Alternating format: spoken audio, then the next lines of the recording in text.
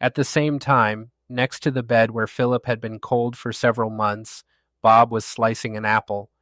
Next to the young man, the giant man spoke. Today, the group had sent a rescue team, which was to have finished by then.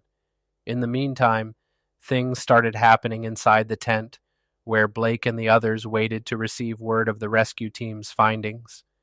The distortion of matter happened to catch the eye of the man and his aide, where the two of them instantly recognized that one of the scrolls at the disposal of the rescue team had opened up a portal. Shielding himself from lightning bolts and the air draft that followed, Blake attempted to figure out who was coming out of the portal. A terrible vision of the past flashed through his mind, where a horribly injured Philip came out of precisely the same portal. Unable to bear seeing what he was witnessing, the man moved his eyes away from it, but turning his head back, his beloved and dear sister stood right in front of him. Blake gazed at the girl with such an expression as if he saw not a living human being, but something of a mirage soon to go away, and so he had to memorize it in minute detail. Along with these events, somewhat to the side, Josh was slowing down the effect of the unifying force, wherein he, holding his head in his mind, noticed the sensation of his body splitting open wasn't pleasant. But then, before his very eyes, the man witnessed a picture wherein a brother and sister stood facing each other, not completely believing that they had reunited again. When Blake explained that Susan had come back, she said to him that it could not be otherwise. Just after that, attempting to suppress her tears, the girl started making jokes, i.e., she sincerely hoped that her brother didn't allow the association to be tainted in her absence. But the leader of the Sapphires wasn't in a humorous mood, where he hurried to his sister and embraced her close to himself. The emotion couldn't be suppressed, and salty tears were already streaming down from the brother and sister's eyes one after another. But the face of the girl was transformed immensely when her brother started speaking. He was extremely happy that the group was coming back in full strength. At one moment, feelings got the better of her, and Susan suddenly burst out in tears that it was all her fault, and she had presumed that the group would stay there forever. All those present in the vicinity gazed with feelings at this brother-sister affection. Blake was grateful to his sister for being able to get back to him sound and safe.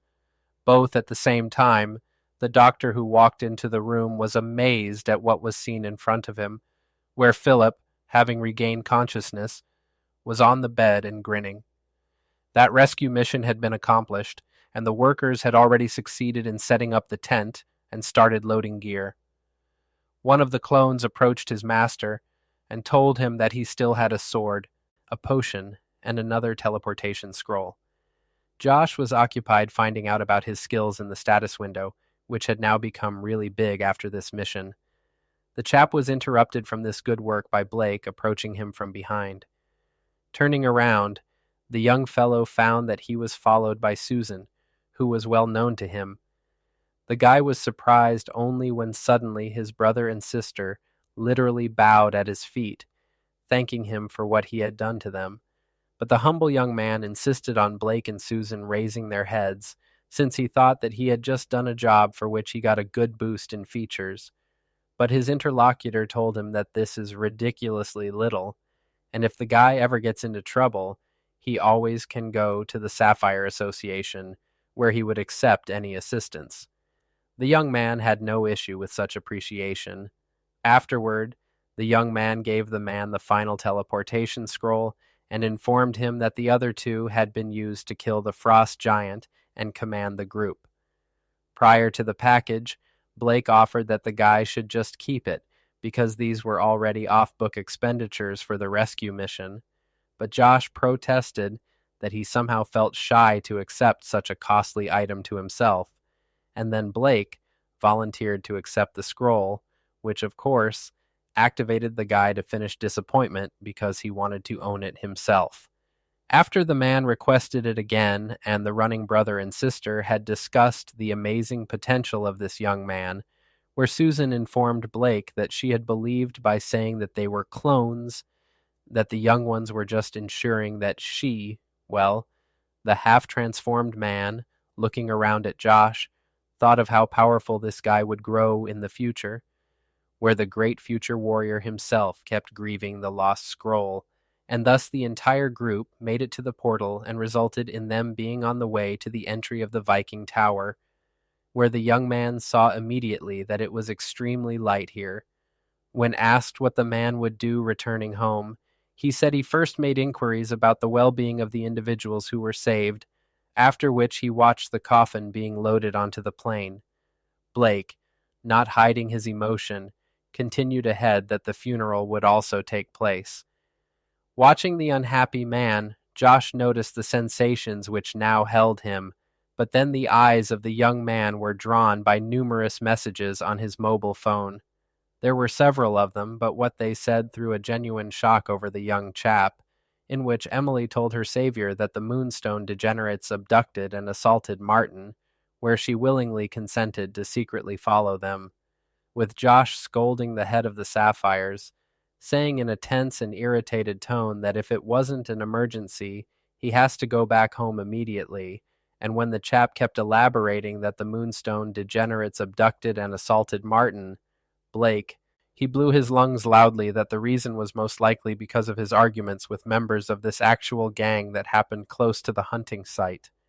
At that very same moment, the head of the association pulled out a teleportation scroll he had just concealed from his inner pocket, instructing the young man to teleport himself to where he had to go directly. The guy once more tried to protest such costly assistance, but Blake cut him off, recalling him of his promise to offer any assistance at any point.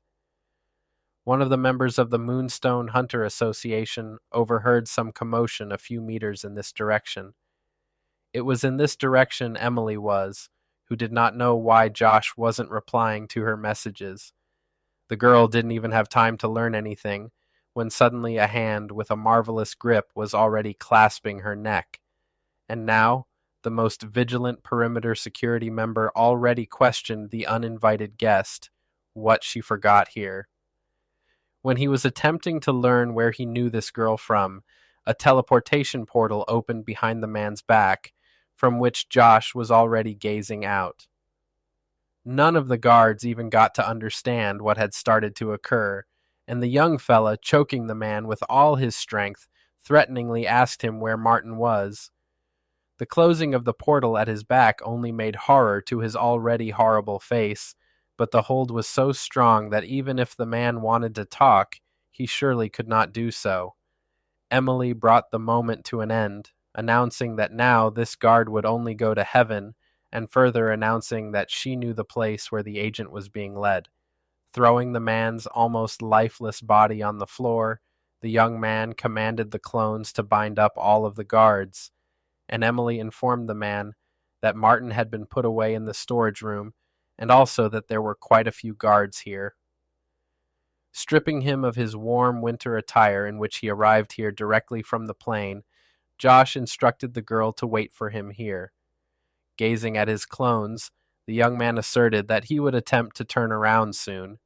In the meantime, Martin, bound to a chair, had his attention caught off guard by Peter sitting beside him, staring at the man's puffed face. The torturer cackled, indicating that his visitor likely even slept. Gazing at his face, the young man inquired of the man why he had become involved in their affairs when there were quite ample enough other hunter unions available at the time. He asked one of the aides when the fellow they had been seeking would be arriving, to which the big fellow told the boss the fellow had flown out somewhere overseas and would not be returning soon. Looking over at Martin again, Peter considered ordering something to eat then, but then came the attention of all drawn by strong banging on the door of the room. All watched with fascination as one turn counterclockwise, metal cut another piece of metal, and the doors creaked open, where a silhouette appeared in the passage and asked the people inside the room if they belonged to the Moonstone. Subsequently, Peter, realizing his recent conversationalist, saw with a smile that he would not have to wait so long as anticipated. Observing that the fellow seemed to be alone, the big fellow, remembering that there ought to have been a few more people wearing masks, ran to see the ground, to which his manager, never interested, spoke behind him that the man should go much earlier than he himself. Josh, there were already some with guns whose task was not to let him go any further. Having seen Josh come to rescue him, Martin cried with all strength not to risk his life and to leave, but there was no possibility to stop the man, where he asked the man to hold on just a little bit longer. Meanwhile, the first of those who were going to attack the young man had already reached very close. But Josh saw all these guys in this room, and his face transformed beyond recognition, where he only thought that now he would do the same with all these as they had done to the agent. And thus the first opponent, holding his bat, rushed forward on the attack.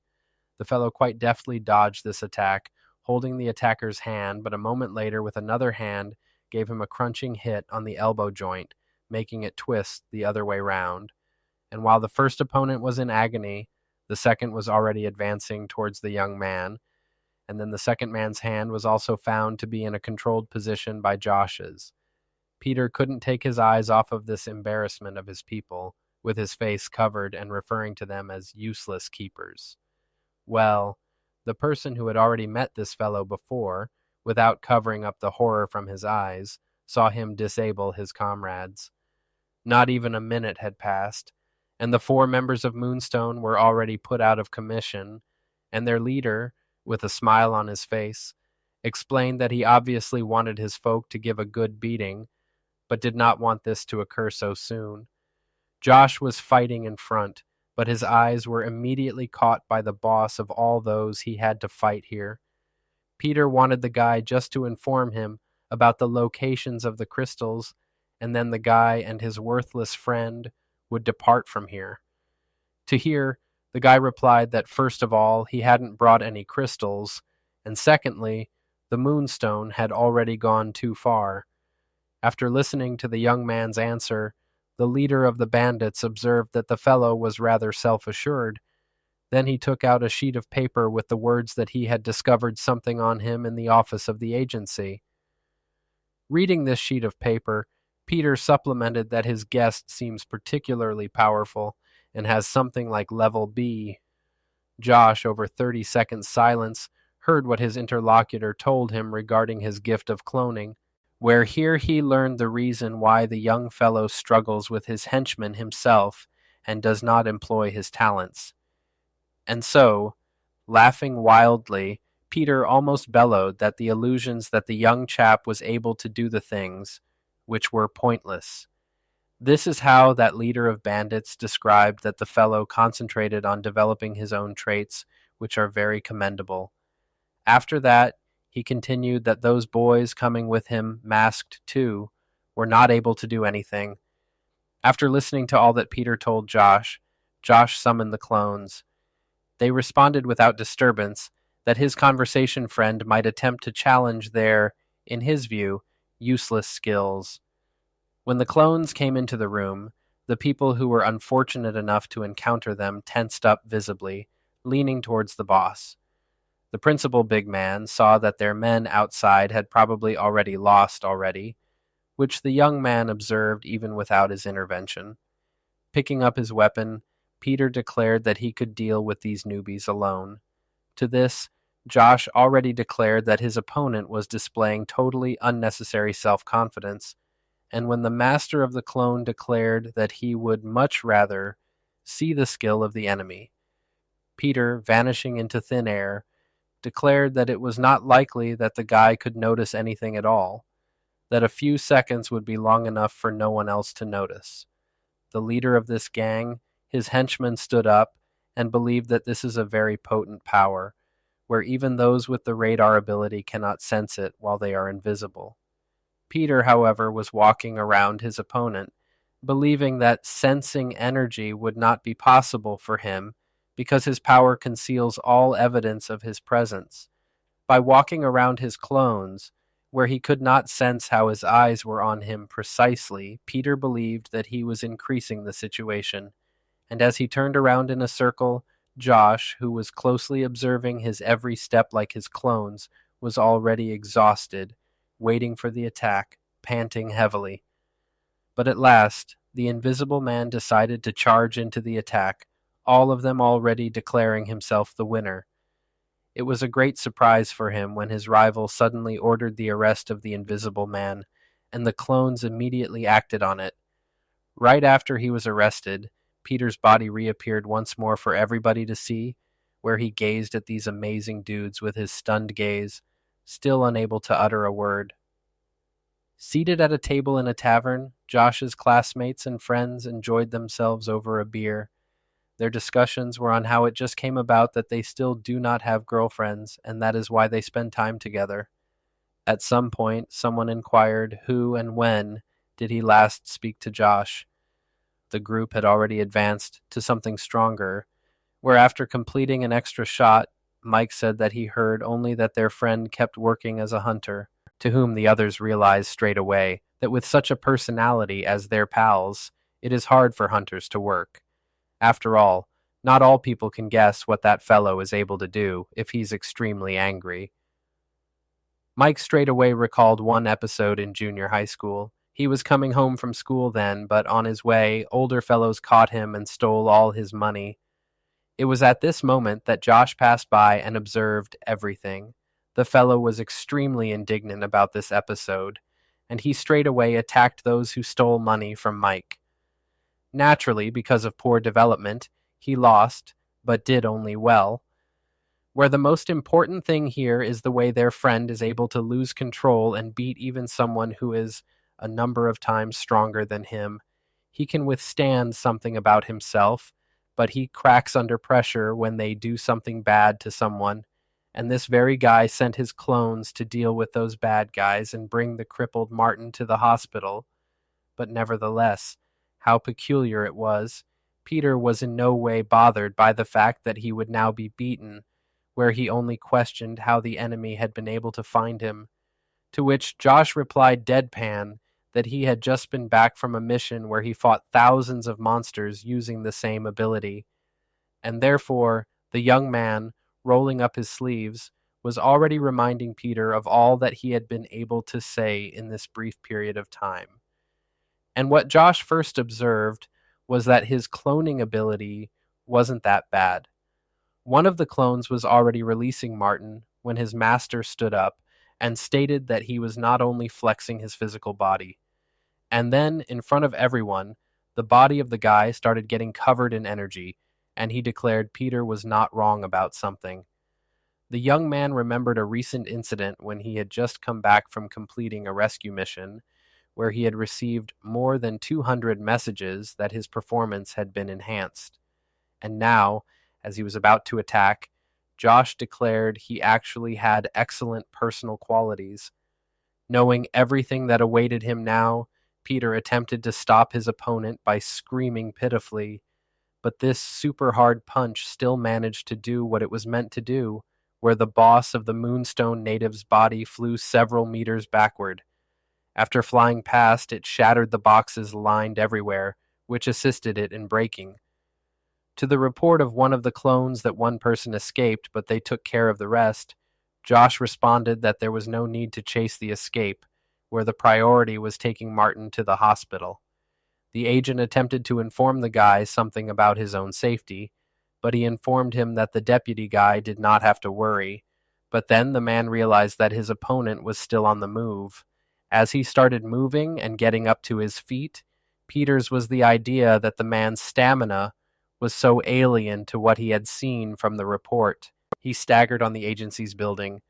At the same moment, all the men accompanying him proved to be less weak as he had first anticipated.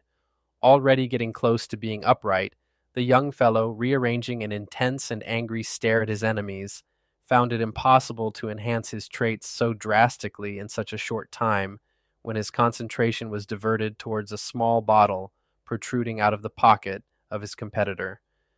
And thus, the villain conceived a new plan, where he suddenly confessed that he had made a mistake regarding his new opponent.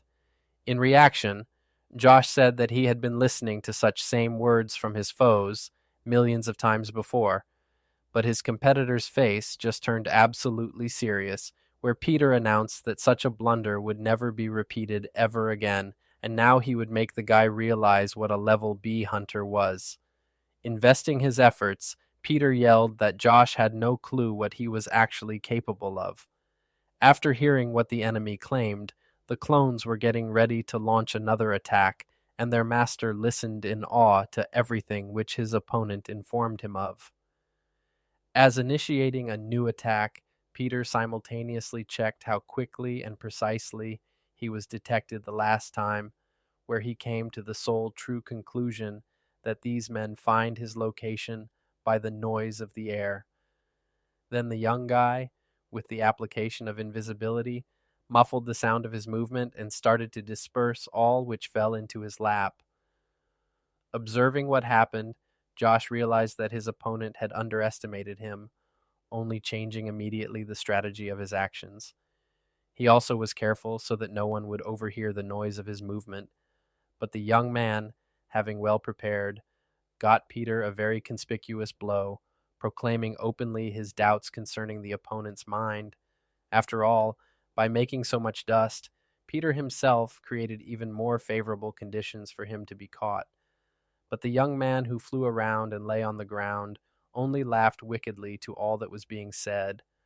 Watching this almost hysterical laughter, Josh had no idea what was the cause of its occurrence, and then Peter stood up, one of his hands in which he was holding the potion he had managed to steal a second before Josh swung, where the man could only look in confusion at his trouser pocket opened with a knife, and Peter went on triumph, realizing that he surely knew of some kind of catch, because the man's qualities would be quite different from those proposed by the agency. Opening the bottle, Josh's arch-rival screamed that he and others with him evidently enhanced their qualities as a result of this drug. Witnessed by the behavior of his rival, the owner of the clones advised him, appearing as though he discarded the thought of consuming the potion. But the Moonstone agent, confidently convinced of his justice, was already pouring the bottle. The potion acted immediately, and Peter was already getting messages from the system that his authority was growing exponentially, and now he already pompously asserted he had not heard the fellow's last words, because he was occupied working on his performance. Glancing at his hand having swollen veins, Peter wondered in his mind what kind of potion it was that doubled his power in such short duration, something he has never seen before, and thus he again glanced at his opponent, suggesting to make him aware of who brought this super potion, which would make the guy leave with only 2 mangled limbs. As Josh was about to unsheath his damn sword, he came to his senses that he had to just wait for a while, but assisted by only 2 clones. And hence, he, staring at his enemy, spoke that a few limbs also suited him very well, where it is not him who will lose them, but his enemy. Speaking different curses to Josh, Peter rushed to attack the arrogant fellow, and this same arrogant fellow was already prepared to fight the enemy coming towards him. But the first fellow who came in the way of the gang leader of Moonstone were 2 clones who were accompanying their master in this battle, where for Peter, whose powers doubled, it wasn't hard to control them. Then the master of the clone himself attacked him, but the young man with his growing power easily parried his attack. Josh could really sense the effect of the potion to the enemy, sensing the vibration of the sword in his hand after he deflected the blow. To the guy's surprise, his opponent did not follow through with the attack, saying that he did not well realize the seriousness of the situation when the information about him that was investigated by the concerned agency, not only his traits. At the same moment, in another area of the city, members of the Moonstone Association defused the gate guard. The head of this gang said that it was there, in this house where the Burnett family resided, and now the attackers had already penetrated the building, where the one who had brought them rushed the others, referring to the boss's bad temper. Gloris and Donovan were very shocked when someone arrived to knock on the door so late and inquired who had decided to visit him and come his way. The man opened the door and was indeed surprised at what he was able to see behind the door. After having said that now he knew everything related to his family, Peter ran again to deliver several blows to his opponent on his body. He also states that now it would be sufficient for him to call once, and his family would cease to exist. and then his second strong move threw Josh a few meters away, where he could remain on his legs. During this time, both clones who were created by Peter had just pushed aside from his path, succeeded in coming to their senses, and as he was engaged in the struggle against them, the blood from Josh's body managed to drip on his sword, and thus the young man struck a blow at the head of the Moonstone gang, who could appreciate the peril from the back of the blow given by Josh was nothing short of fantastic, and its effect lasted well beyond the line of the grounds on which the duel was being conducted. Peter himself never got hurt, but his weapon turned totally useless. Again, talking very obscenely to his opponent, the villain had used the power to double up the punch strength, and now this unimaginable power and energy has already descended on the body of the young man. The punch was so powerful that the body of the young man traveled through the wall facing him and landed outside the room, where everything had begun to pain his entire body, as if a roller skating rink had rolled over him. The guy attempted to stand up. Well, Peter, ultimately having believed in his power and strength, turned towards the clones. After having taken care with one of the foes, the young fellow skillfully avoided the blow of the second and immediately killed the second foe with a kick. Josh was already struggling to overcome the awful pain agony and stand on his legs when both of his assistants suddenly appeared beside him. Surpassing frantic agony, the young fellow observed the effect of this potion was too strong. Emily witnessed all that was taking place in a haven who couldn't believe her savior, who had introduced himself so well before, all of a sudden started suffering defeat. After having reassured the girl that she did not have to worry because he had organized everything, Josh inquired who it was besides her, to which his dialogue companion described that this guy simply ran out. But one of the clones surprised him. Their nice conversations were interrupted by Peter, who made it clear that no degree of negotiating, making plans, and strategies would enable them to avoid death. Josh, having regained senses somewhat, ready to proceed with the confrontation, instructed Emily to hide. Observing how the guy stood up, Peter reminded him that his family was being taken hostage by him, indicating that he had given up resisting. But the young man remained silent, thinking to himself that he had hardly any seconds left to endure. Then his opponent indicated that the man required proof, pulling out his cell phone and calling the number of the group that had come to kidnap Josh's family. When someone picked up the phone, Peter instructed the hostages to cut off their fingers and then take a photo and send it to him. But before he could get any response, suddenly his own hand became rigid, obeys him, and the phone fell to the ground. The young man was in shock at what was happening, not even knowing what had just happened to his hand, but his leg was no longer able to hold his body, literally buckling under. Peter, watching his opponent fold and lose all of the strength to fight any longer, Josh thought to himself that he had waited long enough for this moment. He instantly recalled the time that Emily gave him 2 potions. That's why exactly she told him one of them causes an explosion of the body and the other literally disintegrates and makes the muscles absolutely useless.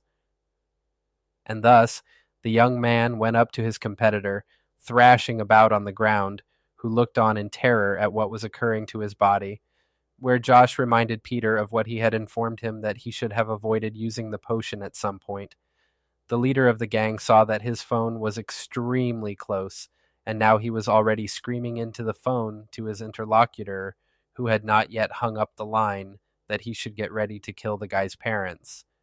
Later, Peter begrudgingly said that now his entire family of his arch-nemesis would attend the following world if he did not provide him with the antidote right away. But then, from the phone speaker, he heard an absolutely unfamiliar voice, which informed him that he had dialed the wrong number, after which Bob, concluding the telephone call on one of the robbers' cell phones, supplemented that Peter had accidentally called the Sapphire Association.